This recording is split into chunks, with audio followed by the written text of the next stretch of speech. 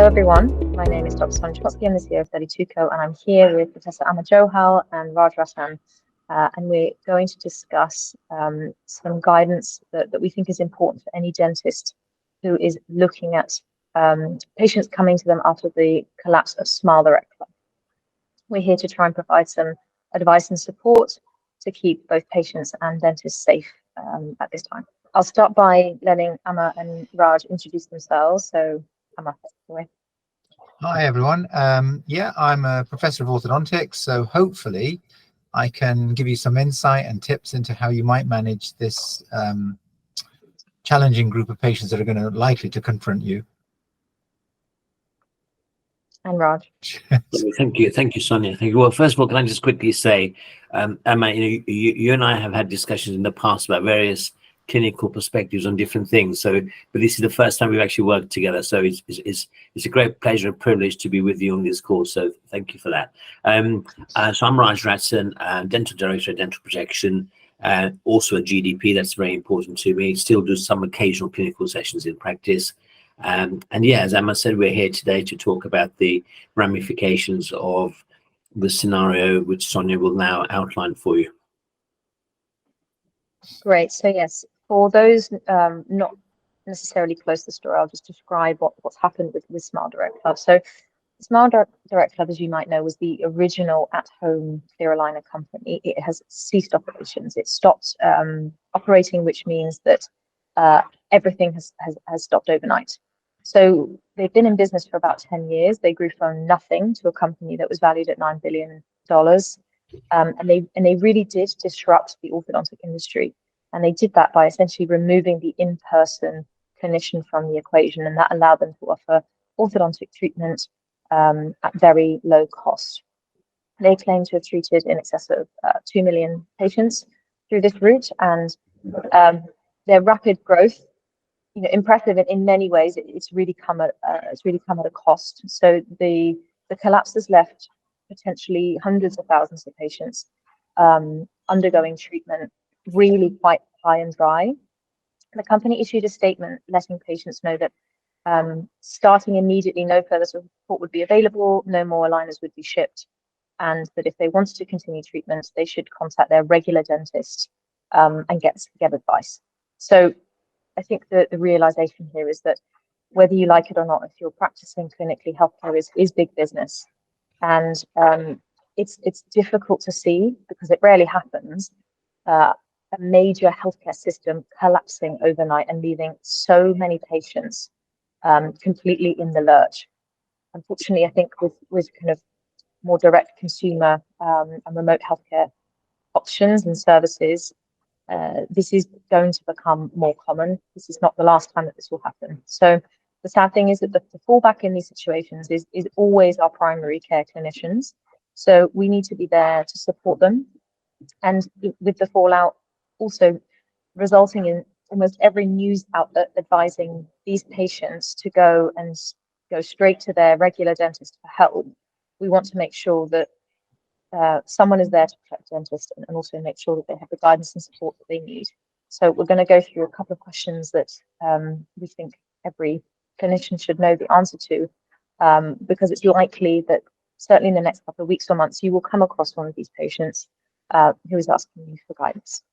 So I think the first question to you, Ama, is what should a patient actually do? What is the risk to them at this point? Yeah, it's a very interesting question and a very challenging one for patients. Again, I mean, I sense from a patient's perspective, they're going to feel slightly aggrieved. They've made a payment, a considerable payment to them for a treatment which now won't be completed. So I suppose the difficulty for a patient is going forward, they obviously may wish to pursue their goals of treatment, they may wish to carry on, but invariably they're going to have to involve the dental services.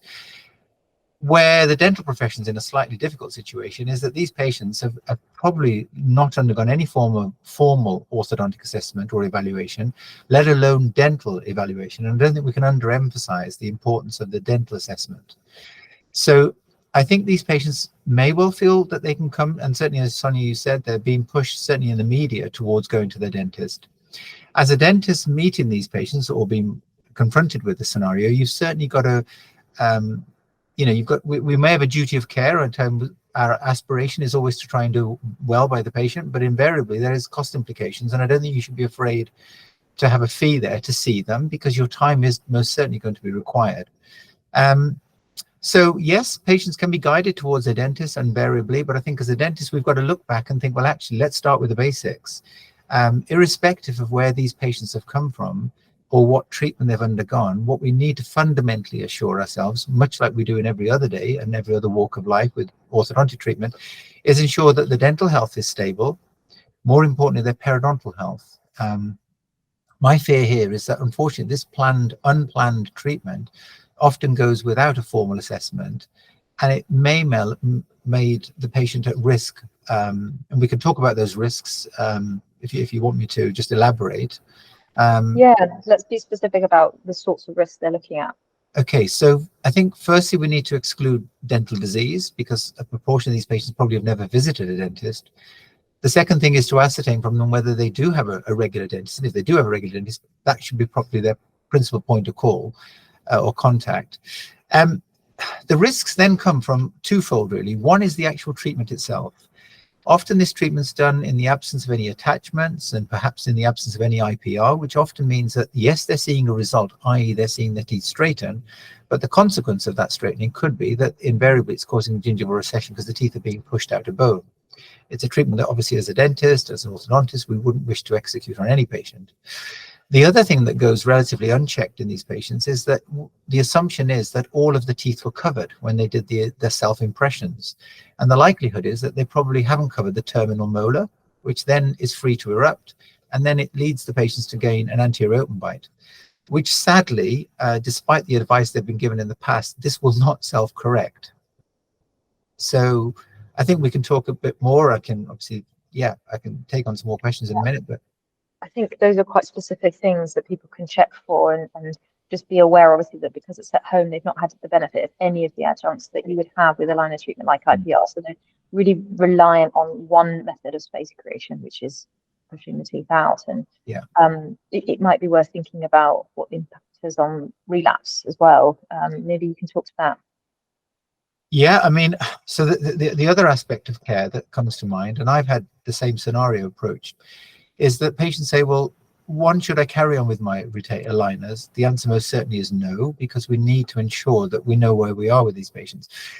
The other question that dentists are being confronted is, well, should we have retainers made? You know, why don't we try and keep what we've got? Which makes an awful lot of sense in many respects. However, again, it comes back to basics. The problem is who takes on the responsibility of the retention. So you're retaining something that you don't know where it started. So first point of call would be to say to the patient, well, do you have any records that give us any indication of where you may have started this treatment? So at least we can work out what's been achieved to date. On the premise that they don't have anything, which is probably the safest place to start, the reality is if the patient feels they've achieved so much and the dental health is stable and the periodontal health is stable, then yes, the provision of retainers could be a fair choice and option. Clearly, there'll be a cost implication to those retainers, and clearly there'll be an aspect of care which comes with the warning that retainers are for that very purpose, to retain this result. Now, given that often they haven't had any of the infrastructure, the IPR, the attachments, it is likely that these teeth are very, very prone to relapse, which is what we're observing, because often they're just pushed forward and then they just slide back as well. And in fact, to quote the CEO of Smile Direct Club 1 year ago, he said actually very little damage would be done if the patients were just to stop wearing their retainers. The teeth would go back to normal. Unfortunately, that is not the case at all, as we've said, that there are other risks.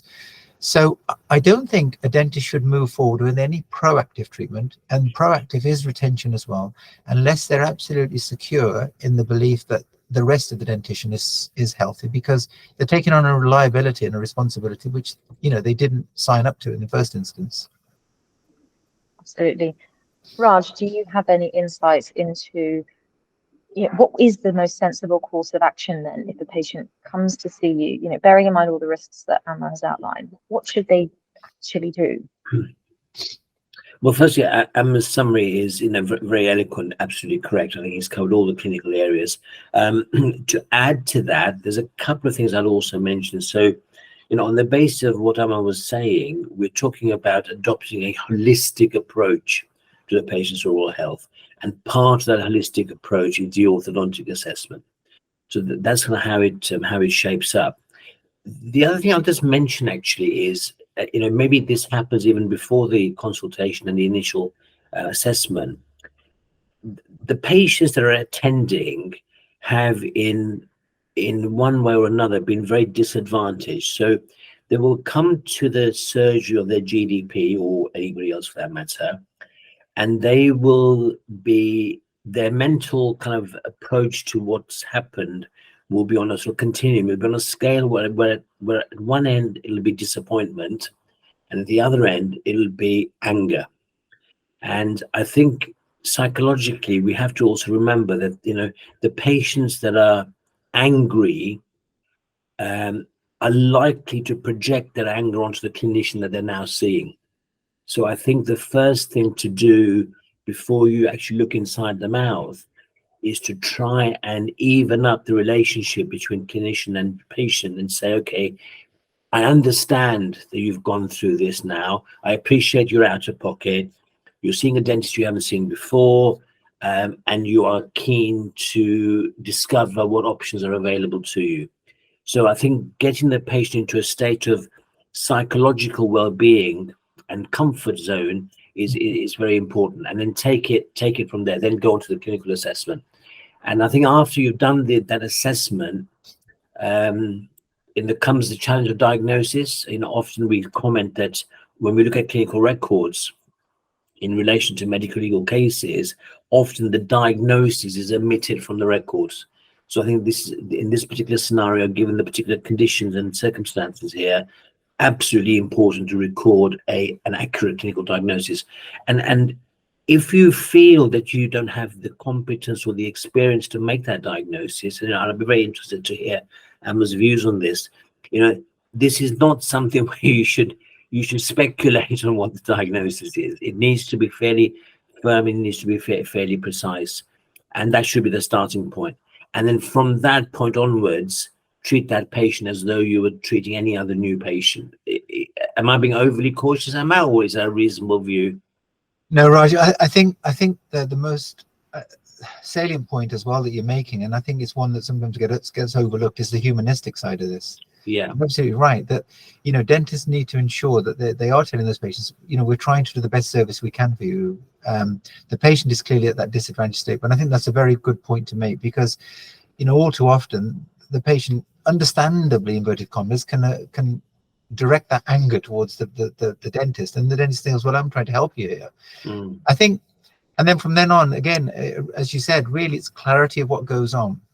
Now, I think as a dental profession, we're more than adequately skilled to do the dental assessment, i.e. the periodontal health, the dental health overall, and then say to the patient, look, the good news is here, you are dentally fit, and I don't fear that undertaking treatment or moving forward with your treatment is going to be harmful to your teeth or gums. And then the orthodontic assessment, I think that's the challenge. That may prove to be somewhat more challenging for patients, for dentists, I beg your pardon. But if they want to, they have the option of using a 32 code, for example, platform where they know they're going to work with a specialist. So it's a case of literally, as I often say to patients, look, what we're doing is really putting a puzzle together here. And the best we can do is take a standpoint now of where you are. I need to take very accurate records. Yes, there will be a fee for my time and service, but I will get a very valued opinion back for you. And if the options exist that we can hold the result and feel comfortable with that, then so be it. We can save you money. But if in reality what you wish to do is take the treatment further to completion, then clearly I as the dentist may need some assistance here, because I think you're right. These cases are much, much more challenging, not necessarily because of the orthodontic part of it, but more the patient management aspect. And it's vitally important, because if a complaint is going to come, unfortunately, the patient's going to be unable to complain against the company. Who's left now is the dentist. So I think, again, your point made very well about the fact that accurate records and documentation, and again, we can assist with that, which I think is an invaluable input, hopefully. And I think also, it's about, yes, we're trying to sort out the clinical challenges. So the focus of our care will be a clinical focus, as it always is. But I think there's another issue here as well. It's also about restoration of trust, because, you know, as far as the patient is concerned, their situation now is a dental scenario, and therefore the whole profession is impacted by that. And the patients may or may not have an understanding of the subtleties between how they were treated and how others are treated in orthodontic terms. So to spend time in that conversation to say, look, we're going to get an opinion from a specialist. It's worth having this opinion. It's worth the cost. That also goes towards restoration of trust, because what you're doing is you're adding to the credibility of the examination and the diagnosis. And I think restoration of trust, reinstatement of credibility is key here as well, and particularly from a risk management point of view, because once the patient trusts the provider, you're already halfway there to the solution. Can I just ask, in addition, it's likely these patients will be embarrassed. You know, they've undertaken a treatment that deliberately omits an in-person visit to a dentist, probably because they were told, well, look, if you do it online, it's basically the same, except that you don't have to have all those pesky in-person visits. They're now feeling a bit silly going straight back to those very people who they said, well, I don't need to see the dentist, I can do this by myself. What's the impact of that sort of embarrassment, and how should clinicians deal with that? Ama, do you want to, or do you want to? No, you go first. Yeah. Okay. I was just going to say, I think you have to deal with it in a very open way, and I think the clinician should make statements to the patient that are reassuring and that are also comforting, if you like, you know, and rather than waiting for the patient to make the statement, to say, look, you know, I understand, you know, it's a show of empathy, basically, really. You know, I understand the process you've gone through up till now. I understand how you might feel, and I appreciate what's the challenges. So my job as your dentist now is not only to look at the clinical issues, but let me also try and reassure you that we will be here to care for you. And, you know, care and treatment are two different things. So, you know, we will treat you as our patient and treat you with an orthodontic focus, but we will also care for you. And I think the word care is a comforting word for patients. It demonstrates empathy. And again, if I can go back to a phrase I used earlier, it just takes you along that risk management path a little bit more predictably. Yeah, and I would add just a tiny bit to that. And I think fundamentally, again, just honesty, actually. I don't think we should overpromise. And I think that's what they'll see us for, because we're inherently caring. So I think that should come across, as you right, Raj. And I think empathy is a very good term to relate to. I mean, the reality is these patients are going to be so different in their journey. It's hard to predict. I mean, we know patients who have literally just paid the fee for the treatment and had no treatment, and others may be nearing the end of treatment. But you know, I think the dentist has options here in terms of saying to the patient, well, look, the most important thing I've got to make sure for you is that we haven't in any way or form compromised the health of your teeth and your gums. Because actually, I think orthodontics is a secondary concern, actually. You know, we all agree, if you don't get that right, that foundation right, and explain, this is something the patients are completely oblivious to. I mean, they have no concept of the fact that their teeth and gums need to be in a good state. I mean, I think, you know, for some of them, it was an option that prevailed because it was cheaper. But as we said, at what risk? So if we just play out the different scenarios then, to give some sort of quite practical guidance, imagine that we have someone who is sort of in the middle of treatment somewhere, and they say, look, I'd like to get to the end of this. What should you do if they say, well, why don't you look after me and I just carry on wearing these aligners that I've been given? How would you respond to that? Would you say, all right, I'll supervise you? Or would you say, actually, no, I'm going to have to stop and start from scratch? Yeah, sadly, I think it's the latter. The thing I would want to protect the dentist about above all else is that the minute we take on responsibility for care, we're responsible for all care. We can't then turn around at the end and say, well, actually, you know, you were in a poor state when I took you on, therefore I was never going to get that finished. That patient is irrelevant, and they've already been harmed, inverted commas, financially, let's say. So I would say to the patient, look, I'm sorry, but to get this right, and I'm all about getting this right for you, and the best outcome, one that's going to last, is we need to stop what you're doing now. At very best, we can hold what you've got, but ultimately I need to reassess, reevaluate, and plan with you. What I am prepared to consider is that, you know, we might look at options that minimize how much treatment we do for you, assuming that they're dentally fit and haven't had root resorption, for example, which we haven't even talked about, that we could take that treatment forward in a favorable light. And I think, just again, just a quick comment on that. I think the other thing also is to say to the patient, look, what you have done up till now may well be perfectly adequate, perfectly reasonable, and we may continue with your treatment along the same path. But before we can make that decision, what we need to do is we need to verify where we are. Yeah, we can't just automatically make an assumption that where you are is the right place. So let me reassess your needs. Let me look at your oral health in general, because I want to verify where we are. And then if that assessment gives a result that's different to what the patient has been having, then say to the patient, actually, my view on this is slightly different. And then it's for the patient to decide whether or not they want to do that particular dentist, or the patient may say, actually, no, I'm not happy with that. I want to carry on as I am. And we have to say, well, we can't do that, because we would be not fulfilling our duty of care. And it would be tantamount to clinical negligence to continue when you knew that it wasn't the right thing to do. If a patient says, well, actually, I've only got a couple of aligners left. It looks like you've signed me off, doc. Thanks. I'm just going to carry on, and then I'll come and see you at the end. How should you manage that? How should you document that? Because it's sort of going against advice, but also not really. I mean, in general, the principle there is the same as it is with any treatment. So again, clinical record is so important. Compliance is an important aspect of clinical record keeping. So often it's submitted. You give the patient some advice, and the patient doesn't take the advice, and then they have a problem, and there's nothing on the record about whether or not the patient complied with the advice. So this is where the record card comes in. You write very clearly, I've advised the patient as follows, and the advice can be listed into point 1, 2, 3, 4, and 5.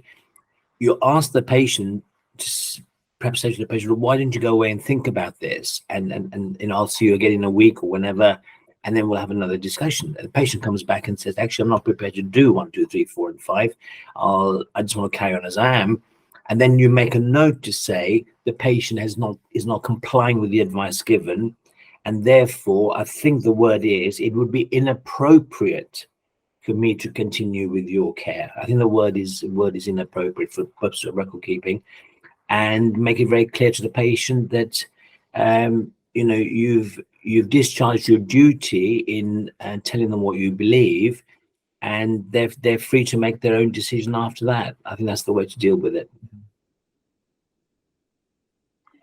Sounds very sensible. So what about a scenario where, coming back to your initial point, Ama, you are actually a little bit worried about the bone levels or the level of root resorption, or you think some recession might have taken place, but you're not really sure because you couldn't see the before.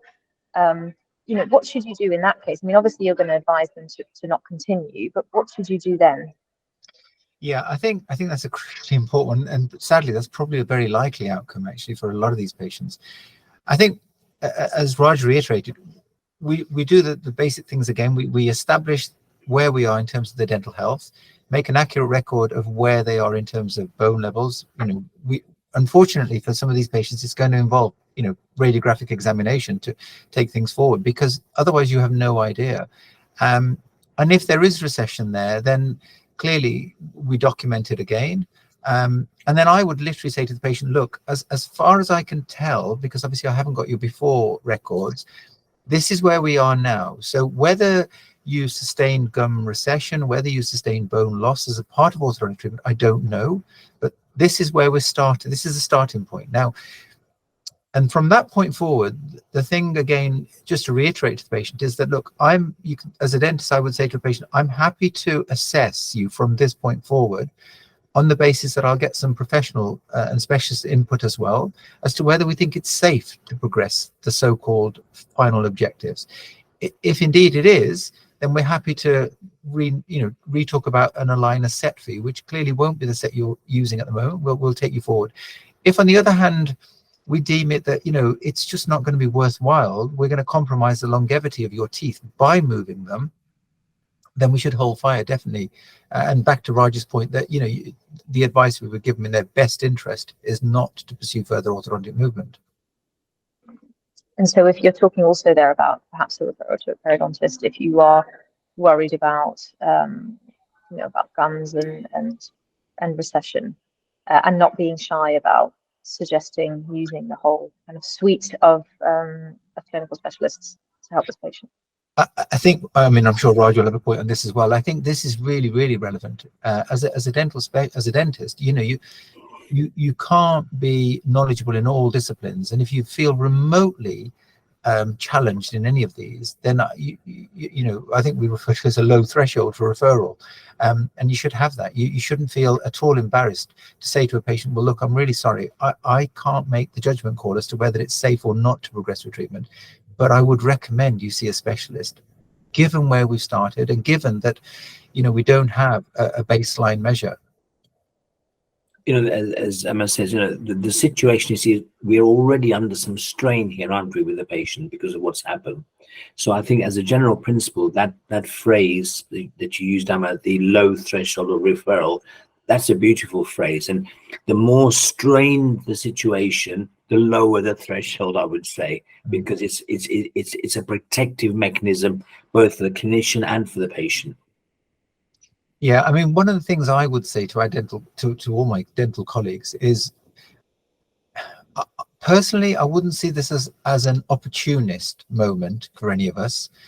In fact, it's the time where we switch on and come on in terms of our care, because what you don't want to do is put yourself in a vulnerable position. And unfortunately, this is a group that will target because they've already been aggrieved. So personally, I'm very cautious when these patients come in.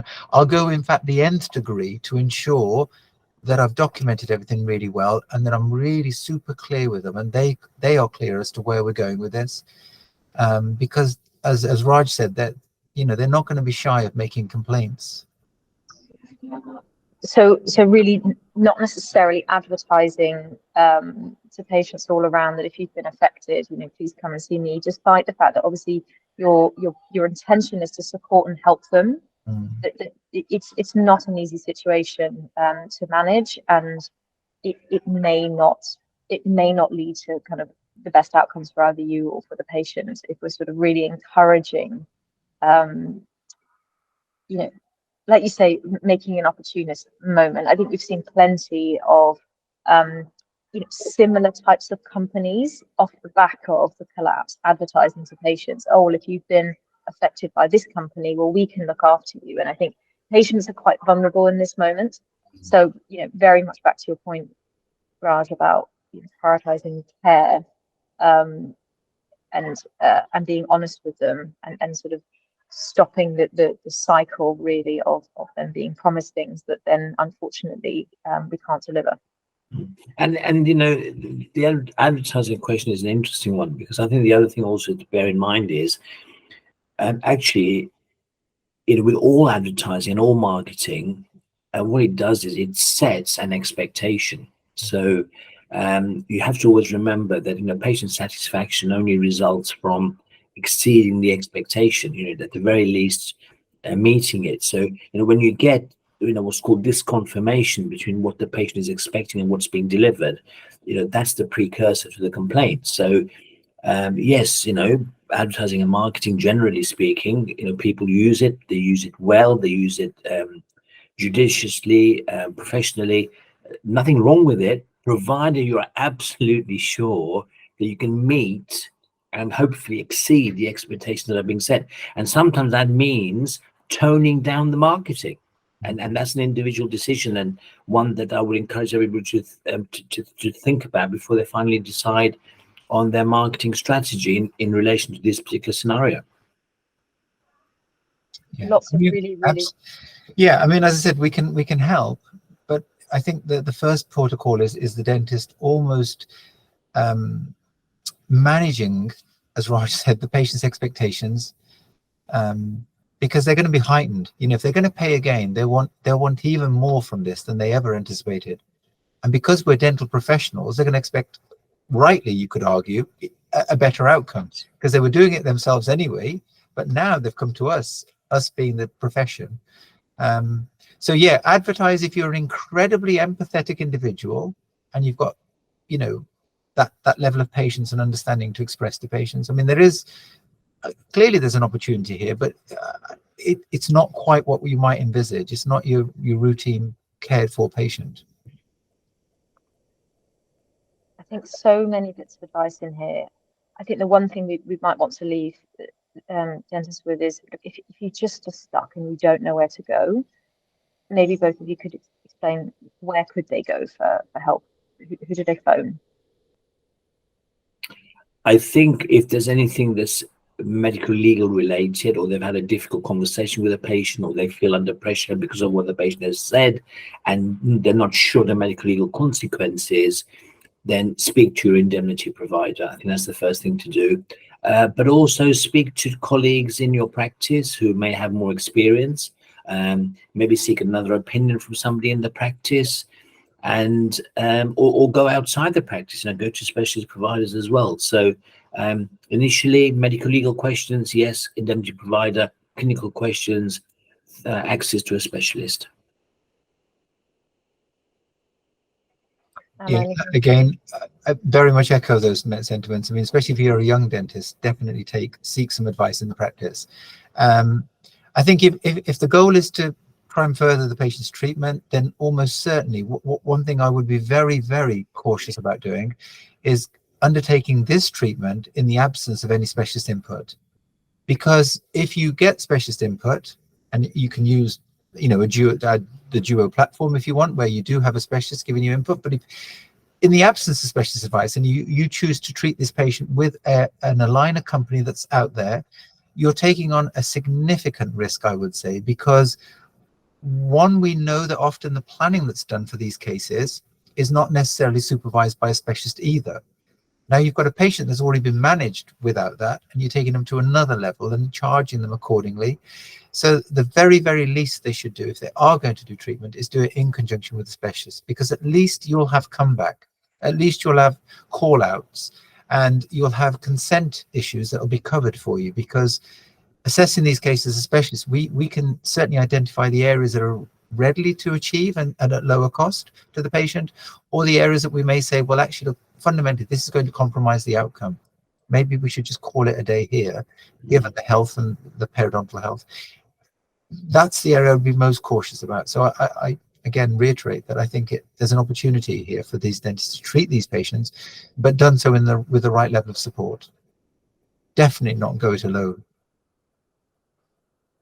I think the other comment I'll just quickly make, Sonia, is you know, all patients have, there is a zone of tolerance where the patient will tolerate an experience which is not ideal, but it's within their zone of tolerance. You know, so for example, you know, waiting 20 minutes before they're seen and so forth.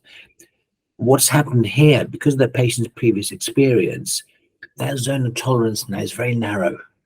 You know, you haven't got the elbow room that you might have had you treated the patient from the very beginning. So I think, you know, when that zone of tolerance narrows, risk rises. And, you know, when risk rises, then you implement strategies that we've discussed today that Ama has just summarized very nicely. Thank you. Thank you both for an incredibly helpful set of notes. What we will do is also summarize this in text form so that people can read the sort of step-by-step guidance as well. But thank you both, incredibly valuable. I hope that dentists find this useful if they're confronted with an upset or angry patient who's looking to them for help. I think the message is protect yourself, look after the patient, care for them, but don't feel under pressure, and go step by step through the proper stages as you would any new patient. Thank you very much. Thank you.